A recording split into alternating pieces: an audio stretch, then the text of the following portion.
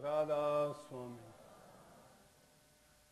राधा स्वामी दयाल की दया, राधा स्वामी सहाय, राधा स्वामी। उपस्थित सत्संगियों, बुजुर्ग, माता, बहन, भाई, बच्चे,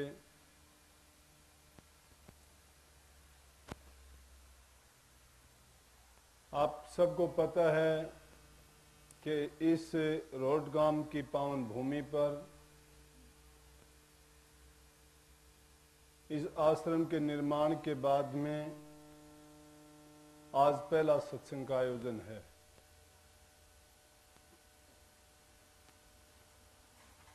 गांव की तरफ से इस आश्रम के बनाने में हर प्रकार की मदद और जो काम किया गया बड़ा सराहनीय है। वैसे तो महावीर जो अपना सत्संगी है, काफी टाइम से इसकी ये लगन थी कि हमारे सोनीपत में भी एक आश्रम होना चाहिए। वैसे तो सत्संग आयोजन के लिए बैयापुर में पवन मित्तल ने आश्रम के निमित्त जगह पहले दे रखी है और हर साल वहां सत्संग होता भी है, परंतु महावीर का ये ख्याल और इसकी एक धारणा थी कि एक अलग से और भी आश्रम होना चाहिए। तो आज उसी का ख्याल का ये परिणाम है। और जब कोई पवित्र काम होता है वो पवित्र स्थान पर और सही समय पर ही होता है। इंसान अपनी चतुराई से, अपनी बुद्धि से अगर कुछ करना भी चाहता है तो जो मौज को मंजूर नहीं होता वो नहीं होता। अमोज हुक्म कहो, भाना कहो, पंजाबी भाषा में कहा है कि उस मालिक का भाना, हम हिंदी में कह देते हैं कि उसमें मालिक की मौज होती है, या रजा कहो, या जो होने वाली चीज है वो कहो। हम अपने मन से, अपने ख्यालात से, विचार से तो बहुत कुछ सोचते हैं और उसी ख्याल की परिपक्वता के कारण, उसी ख्याल का बार बार सुमन करने के कारण ही हम किसी चीज को मूर्त रूप दे पाते हैं। ये सिर्फ कल्पना नहीं होती, बल्कि इंसान अगर सच्चे दिल से एक ही बात पर तवज्जो देके वो किसी भी चीज को कर गुजरने का जब ख्याल मन में धार लेता है तो निश्चित रूप से उस काम को कर लेता है, क्योंकि उसके करने के पीछे उसका रात दिन का सोचना, उसका ख्याल, उसका सुमन, उसी का ध्यान और उसी को भजन बना लेता है। हम भजन जो करना चाहिए वो तो नहीं करते हैं। भजन कोई नई चीज नहीं। अभी जो शब्द था जिसमें तीन चीज एक ही लाइन में मुख्य रूप से आ गई, क्या कही कि हंसा भाई के हो जा नाम दीवाना। अब हंसा कौन है, नाम क्या है, दीवानगी क्या है? हंस किसी पक्षी का नाम है, लेकिन जहां भी हंस का जिक्र आता है तो आदमी के ख्यालात में भी वो चीज आ जाती है कि हंस कोई पवित्र चीज, बड़ी दुर्लभ चीज है। लेकिन आध्यात्मिकता की भाषा में, वचनों में महापुरुषों ने इसका बहुत वर्णन किया। कबीर साहब की वाणी में भी आप पाओगे जगह जगह हंस कहा गया है। और हंस किसको कहा गया? जीव को। और नाम किसको कहा जाता है कि गुरु मंत्र को। और दीवानगी किस चीज को कहते हैं कि उस नाम में रत हो जाना। अभ्यासी के लिए, सत्संगी के लिए अगर गहनता से विचार करे और सत्संग को जानने वाला है और कुछ करना चाहता है तो सब कुछ इन्हीं तीन चीजों में समाया हुआ है। परंतु जब तक सही जगह नहीं मिलती, वक्त सही नहीं मिलता, ख्यालात सही नहीं होते, इंसान कुछ भी नहीं कर पाता। इंसान के पास सारा सामान, सारी चीजें मौजूद होते हुए भी जब तक वो रजा को मंजूर नहीं होता, कोई काम नहीं हो पाता। इसलिए हमने इसको रोड गांव की भूमि को, जहां पर यह आश्रम का निर्माण हुआ, इसको पावन भूमि कहा। पावन भूमि क्यों कहा गया कि हमारा अकेले का, महावीर का अकेले का या एक दो का अकेले का ख्याल नहीं था। ये भूमि पवित्र थी। किसी वक्त में महापुरुषों ने यहां तप किया होगा, यहां कोई यज्ञ हुआ होगा, यहां कोई पूजा हवन हुआ होगी, या कोई ना कोई यहां पर नेक काम जरूर हुआ था और उसी नेक काम के कारण आज यहां आश्रम का भी निर्माण हो। हर चीज के लिए उसका स्थान निश्चित है और वक्त भी निश्चित है, लेकिन उसके लिए बहाना जरूर तैयार होता है। माध्यम कोई भी बनता है लेकिन वो चीज बन के तैयार हो जाती है।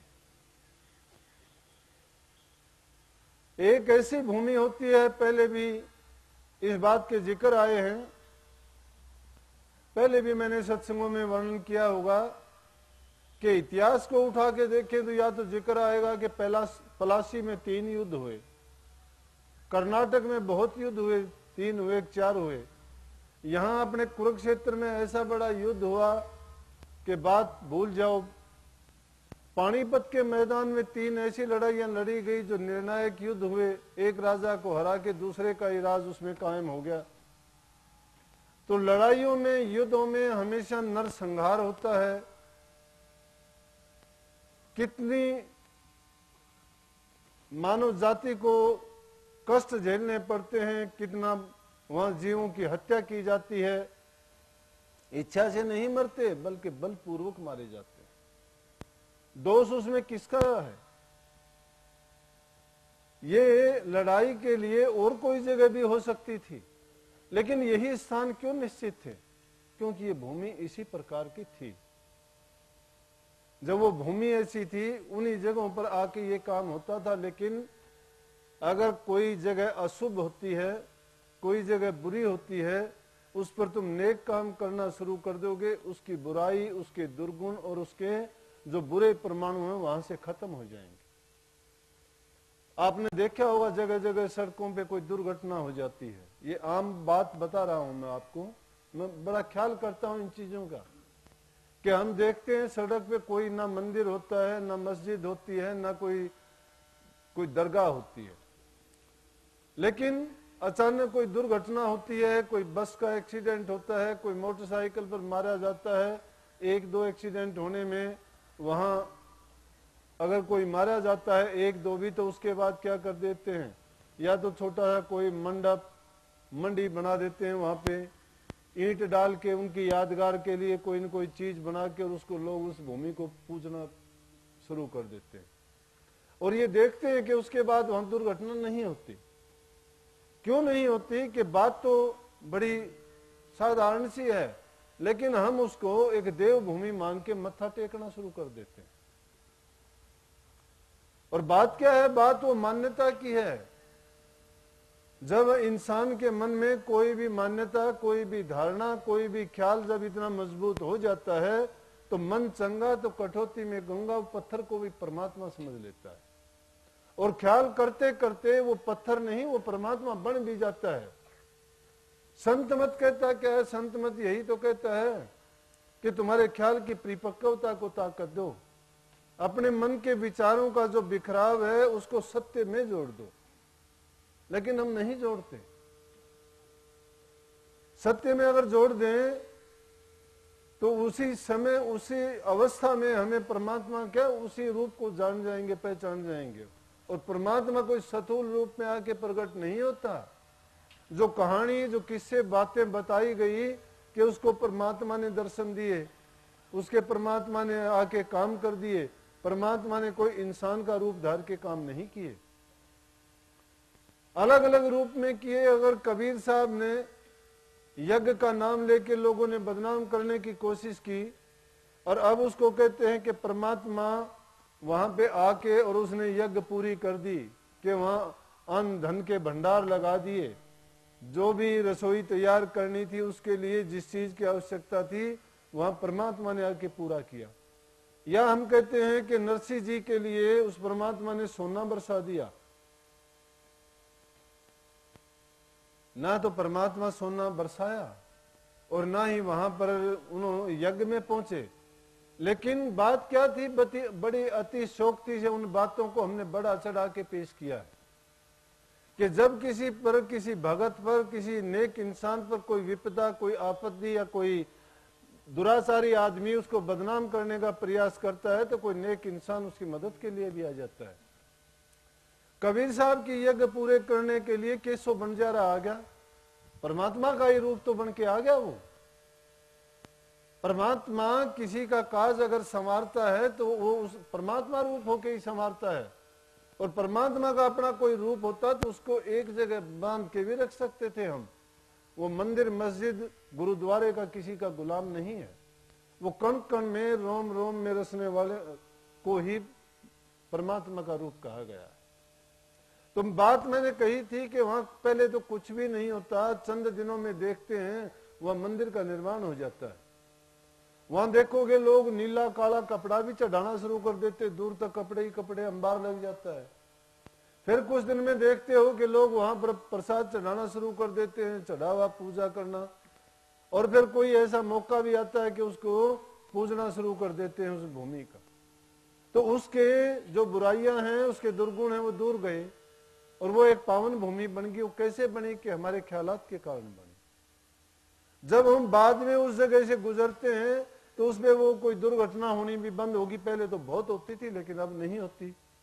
क्यों नहीं होती? जब इंसान वहां से गुजरता है, वो जगह देखते ही उसको ख्याल आता है ये तो वो जगह है जहां पर ऐसा होता था, लेकिन आज नहीं होता। वो तो अब भी होता है। जब शमशान घाट से गुजरते हो कि आपको भूत प्रेत मरे हुए या जो पहले जो इंसानों को आपने वहां पर संस्कार किया आपको याद नहीं आएंगे। अगर किसी भली जगह से गुजरोगे तो आपको नेक ख्याल नहीं आएंगे। अगर आप पानी के स्रोत के पास से जाओगे पानी का ख्याल आ जाएगा, किसी दुकान के पास से जाओगे उसके सामान का ख्याल आएगा, मंदिर मस्जिद के पास जाओगे तो वहां के यज्ञ और पूजा के तरीके, या अगर उसने आपने उसको देखा है तो जो जो वहां पर क्रिया होती है उनका सबका ख्याल आता जाएगा।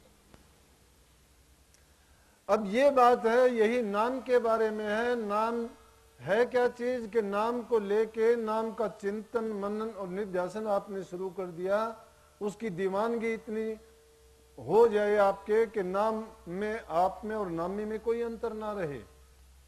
अब नाम को जानते नहीं है। नाम तो हमने नाम के लिए ही नाम लिया है।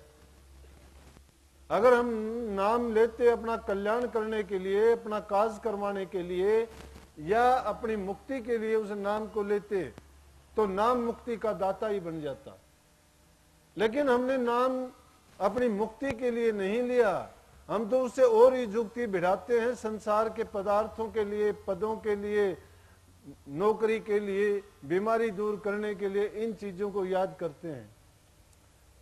लेकिन वो चीज इन चीजों के बदले में लगाने की नहीं है। नाम तो वो चीज है जो जन्म जन्म की बीमारियों को काट देती है। भूत, भविष्य और वर्तमान की, तीनों काल की और तीनों तरह के तीनों तापों को मिट देती है। और हम उसको किसके बदले में लगाते हैं? हम लगाते हैं कोई बीमारी के बदले में। कि छोटी सी बात हुई, हम उस मालिक के नाम को बदनाम करने का प्रयास करते हैं, या कहते हैं कि तूने नाम लिया तुझे ये क्या हुआ। मेरे पास भी कितने लोग आते हैं, रोजाना 200-400 आते हैं सब मिलने के लिए। तो वो अपनी बात पर जोर देने के लिए क्या कहेंगे कि मुझे फलां रोग है और मैंने नाम भी ले रखा है।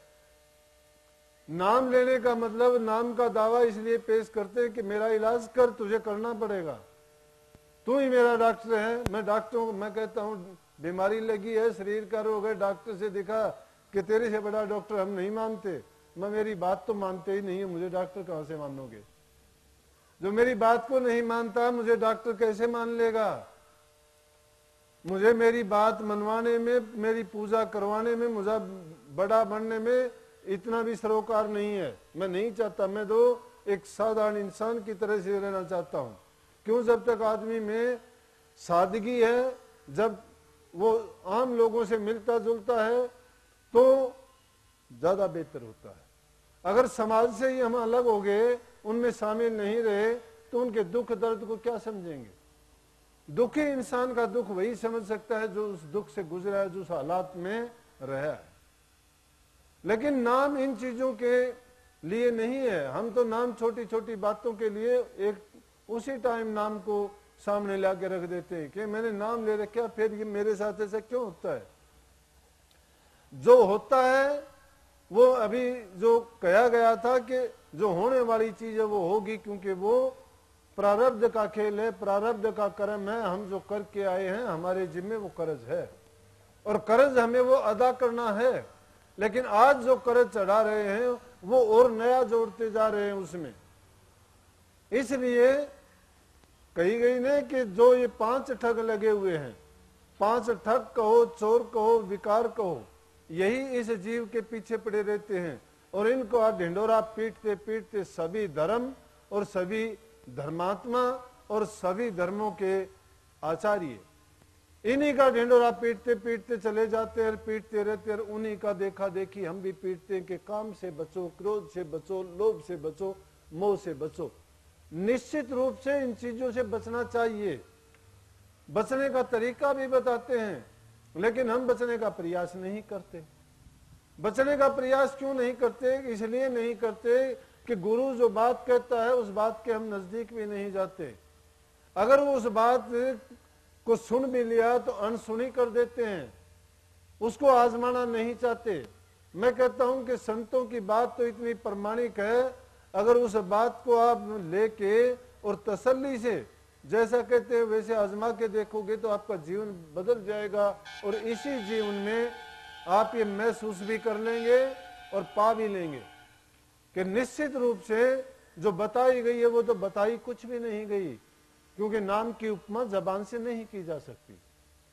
नाम का जो फल है वो नहीं बताया जा सकता। नाम तो हर प्रकार की जीव की दरिद्रगी को दूर कर देती है। दरिंदा क्यों है जीव?